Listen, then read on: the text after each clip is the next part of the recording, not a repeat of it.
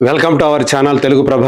నేను మీ జర్నలిస్ట్ యజ్ఞమూర్తి. సీతాపైనం action king Arjun Sarja direct చేసినటువంటి సినిమా. ఆయన కుమార్తె ఐశ్వర్య అర్జున్ కథానాయికగా నటించినటువంటి సినిమా. మొట్టమొదటిసారి ఆమె తెలుగులోకి ఎంట్రీ ఇచ్చిన సినిమా అది సీతాపైనం. సో మరి ఆ సినిమా కలెక్షన్స్ ఎలా ఉండాలి, పైగా తను సొంతంగా తన శ్రీరామ్ ఫిలిమ్స్ బ్యానర్ మీద నిర్మించినటువంటి సినిమా. నిజంగానే మొదట ఆ సినిమాకి ఆయన చేసినటువంటి ప్రమోషన్స్ కానివ్వండి, అలాగే ఆయన చెప్పినటువంటి విషయాలు కానివ్వండి, ఒక మంచి ఓపెనింగ్స్ తోటి ఆ సినిమా స్టార్ట్ అవుతుందని చెప్పేసి చాలా మంది భావిస్తారు. కానీ ఆ సినిమాకి వచ్చినటువంటి ఓపెనింగ్స్ కానివ్వండి, 2 రోజుల్లో ఆ సినిమా సాధించినటువంటి కలెక్షన్లు కానివ్వండి చూస్తే చాలా మందికి మైండ్ బ్లాక్ అయిపోతుంది. అంత దారుణమైనటువంటి కలెక్షన్స్ ని ఆ సినిమా సాధించింది. ఒకసారి మనం చూద్దాం. ట్రేడ్ విశ్లేషకులు, ట్రేడ్ వర్గాల వాళ్ళు, అది కూడా బాక్స్ ఆఫీస్ ట్రాకింగ్ సైట్ అనేటువంటి శాక్నిల్కి అందజేసినటువంటి ఆ సమాచారం చూస్తే ఒకసారి సీతాపైనం పరిస్థితి ఏంటనేది మనకు అర్థమవుతుంది. చూద్దాం ఒకసారి. సీతాపైనం 2 days box office collection report. So ఈ సినిమాని బైలింగ్వల్గా ఆయన రూపొందించారు. తెలుగుతో పాటు కన్నడ భాషలో కూడా తీశారు.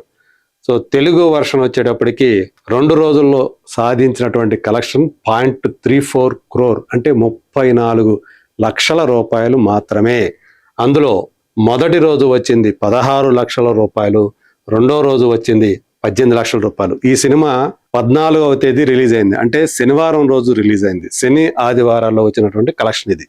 ఇక కన్నడ వర్షన్ అర్జున్ సొంత రాష్ట్రం, అక్కడ వచ్చినటువంటి కలెక్షన్ 2 రోజుల్లో కేవలం 20 లక్షల రూపాయలు మాత్రమే. అంటే కన్నడం కంటే తెలుగులోనే కొంచెం ఎక్కువ కలెక్షన్ వచ్చిందని చెప్పేసి మనకు అర్థమవుతోంది.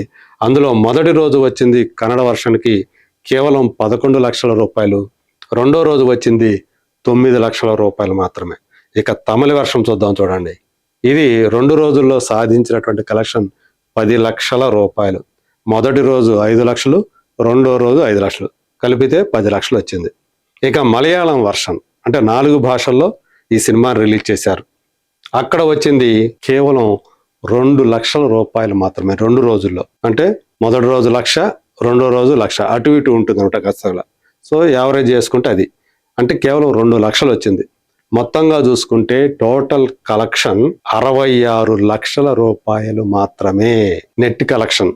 అది గ్రాస్ అయితే 74 లక్షల రూపాయలు. సో ఇది ఏ మాత్రం కూడా మన ఊహకు అందనటువంటి కలెక్షన్ అని చెప్పాలి. అర్జున్ ఇందులో ఒక స్పెషల్ రోల్ చేశారు.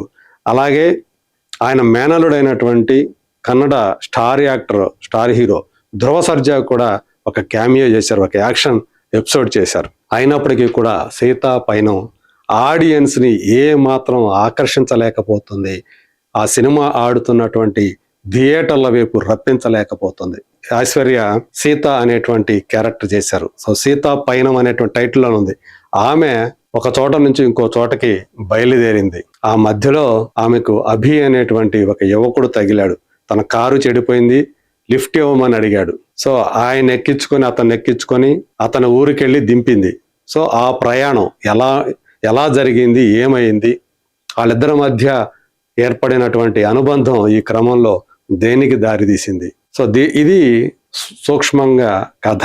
సత్యరాజ్ లాంటి ఒక సీనియర్ స్టార్ యాక్టర్ ఇందులో ఐశ్వర్య తండ్రి పాత్రను పోషించాడు. అలాగే ప్రకాష్ రాజ్ ఉన్నాడు.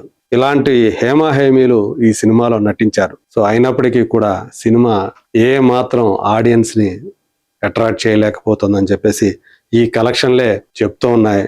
సో మరి ఇంత దారుణమైనటువంటి డిజాస్టర్ ని సీతాపైనం చవిచూడటం మాత్రం సో అర్జున్కి, ఆయన అభిమానులకి ఏ మాత్రం మింగుడు పడని విషయం అని చెప్పాలి. అయినప్పటికీ కూడా ఈ సినిమా సంబంధించి థ్యాంక్స్ మీట్ లాంటిది ఒకటి పెట్టారు. సో అందరికీ కూడా చూస్తున్నటువంటి ప్రేక్షకులకు థ్యాంక్స్ చెప్పారు. కానీ ఇది ఆయనకి చాలా నష్టాన్ని, ఆర్థికంగా చాలా నష్టాన్ని చేకూర్చేటువంటి ప్రాజెక్ట్ అని చెప్పేసి తెలుస్తోంది. తన కుమార్తె కోసమే ఈ సినిమా చేశాను అని చెప్పేసి అర్జున్ ఆల్రెడీ చెప్పారు. ఇంకొక విశేషం ఏంటంటే, గమనించాల్సినటువంటి విశేషం, ఈ సినిమాలో యాక్చువల్గా కథానాయకుడిగా నటించాల్సింది విశ్వక్ సేన్. సో మొదట ఆ సినిమా చేయడానికి అంగీకరించాడు. ఆ తర్వాత ఆ సినిమా స్టార్ట్ చేశాక మళ్ళీ ఇద్దరి మధ్య, అర్జున్కి అలాగే విశ్వక్కి మధ్య అభిప్రాయ భేదాలు వచ్చాయి. దాంతో విశ్వక్ సేన్ తప్పుకున్నాడు. ఆ సందర్భంగా విశ్వక్ సేన్ మీద విమర్శలు చేశారు అర్జున్, ప్రతి విమర్శలు చేశాడు విశ్వక్. అదంతా గతం.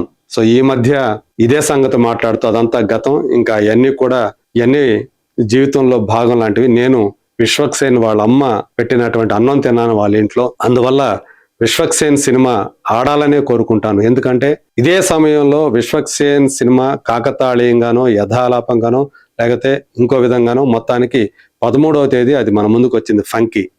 ఇది 14 వస్తే ఆ సినిమా కూడా ఫంకీ కూడా డిజాస్టర్ అవటం మనం చూసాం. సో ఇట్లా ఒకరితో ఒకరు పోటీ పడి ఇద్దరు కూడా వచ్చారు, ఒకే సమయంలో వచ్చారు. సో ఈ 2 సినిమాలు కూడా డిజాస్టర్ అవటం ఇక్కడ గమనించాల్సినటువంటి ఇంకో విషయం. కాకపోతే సీతాపయనంతో పోల్చుకుంటే ఫంకీ అనేది కొంచెం బెటర్ కలెక్షన్ సాధించింది. అది కోట్లలో సాధించింది, ఇది కేవలం లక్షలతోనే సరిపెట్టుకోవాల్సినటువంటి పరిస్థితి. సో విశ్వక్ సేన్ ప్లేస్లో నిరంజన్ అని చెప్పేసి అతను ఈ సినిమాతోటి హీరోగా పరిచయం అయ్యాడు. ఉపేంద్రకి సమీప బంధువు తను నిరంజన్. సో ఏదేమైనా కానీ అటు ఐశ్వర్యకి కానివ్వండి, నిరంజన్కి కానివ్వండి, ఈవెన్ అర్జున్కి కానివ్వండి, ఈ సినిమా ఎలాంటి తీపి గుర్తుల్ని మరి షూటింగ్ టైంలో ఏమైనా ఇచ్చిందేమో కానీ సినిమా రిలీజ్ అయిన తర్వాత మాత్రం ఒక చేదు గుళిక మాదిరిగా వాళ్ళందరికీ కూడా ఇది మారిందని చెప్పుకోవాలి. సీతాపయనం కలెక్షన్స్ అనేవి మరి దీని నుంచి ఆయన ఎలా బయటపడతారు? నటుడుగా ఎన్నో సూపర్ డూపర్ హిట్ సినిమాల్లో ఇటు తెలుగులో కానివ్వండి, కన్నడంలో కానివ్వండి, తమిళంలో కానివ్వండి, బహుభాష నటుడిగా, హీరోగా ఎంతో పేరు సంపాదించుకున్నాడు అర్జున్. సో స్వతహాగా తను మార్షల్ ఆర్ట్స్ నేర్చుకున్నాడు కాబట్టి యాక్షన్ కింగ్ గా ఆయన అభిమానులు ముద్దుగా పిలుచుకుంటూ ఉన్నారు. ఒక జెంటిల్మన్ కానివ్వండి, ఒకే ఒక్కడు కానివ్వండి, తమిళం నుంచి తెలుగులోకి వచ్చి సూపర్ డూపర్ హిట్ అయినటువంటి సినిమాలు. ఇక మనకి మన్యంలో మనగాడు లాంటి సినిమాతోటి ఆయన ఇక్కడ మంచి క్రేజ్ సంపాదించుకున్నాడు. ఆ తర్వాత అనేక సినిమాల్లో తను యాక్ట్ చేశాడు హీరోగా. అలాగే హనుమాన్ జంక్షన్ లో ఒక మెయిన్ హీరోగా చేసి పెద్ద సూపర్ డూపర్ హిట్ కొట్టినటువంటి చరిత్ర తనకు ఉంది. సో అలాంటి అర్జున్ తర్వాత కాలంలో డైరెక్టర్ అయ్యారు. జై హింద్ అనేటువంటి సినిమాతోటి హిట్ కొట్టాడు. కానీ ఆ తర్వాత ఆయన దర్శకత్వంలో వచ్చినటువంటి సినిమాలు ఏవి కూడా సరిగా ఆడకపోవటం మనం చూడొచ్చు. ఇప్పుడు తన కుమార్తెనే హీరోయిన్ గా పెట్టి హీరోయిన్ గా పరిచయం చేస్తూ సీతాపయనం తీసి సో ఇలాంటి ఒక ప్రతికూల పరిస్థితిని ఎదుర్కొంటూ ఉన్నారు. చూద్దాం చివరికి ఈ సీతాపయనం అర్జున్ని అలాగే ఆయన కుమార్తె అయినటువంటి ఐశ్వర్య అర్జున్ కెరీర్ ని ఏ తీరానికి చేరుస్తుందో. Let us wait and see.